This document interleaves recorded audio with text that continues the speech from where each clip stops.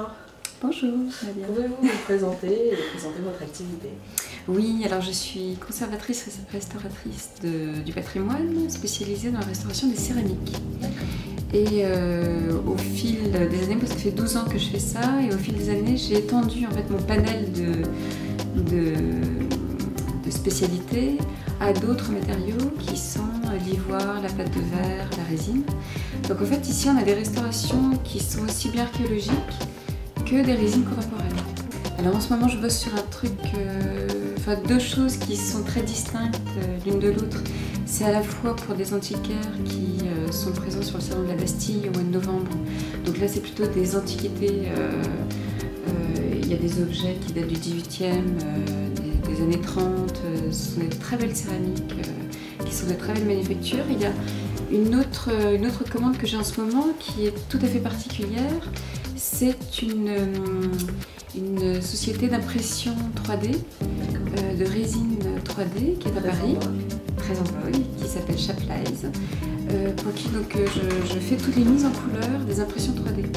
Et en ce moment, je peins des voitures en 3D qui ont fait partie d'un concours de dessin lancé par une marque que je ne nommerai pas. Et tous les enfants qui ont gagné ce concours-là voient leurs dessins transformés en voitures 3D. Et donc je les peins à leur façon. D'accord. S'il y a du grabouillage, je fais du grabouillage. Si c'est plus léché, je fais quelque chose de plus léché. Enfin, il faut que je sois très fidèle au dessin. D'accord. On peut d'ailleurs en voir quelques exemples. Et bien là, c'est en cours de séchage. En cours de séchage. Bon, j'ai des petites choses très fantaisistes comme ça qui sont marrantes comme tout. Et donc ça, c'est de l'impression en 3D. Et ce sont des résines et en plus, ce sont des velours qui roulent. C'est ça qui est génial. Et donc je dois faire des mises en couleur. J'en ai fini une ce matin avec des petits cœurs, des petites fleurs, etc.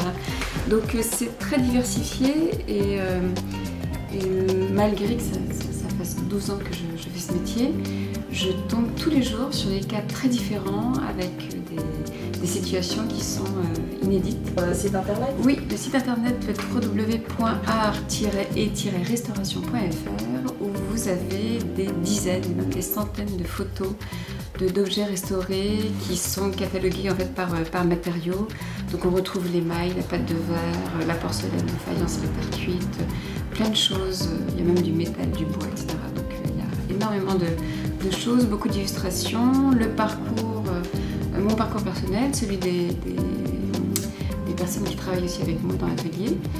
Et donc c'est un site qui est très riche.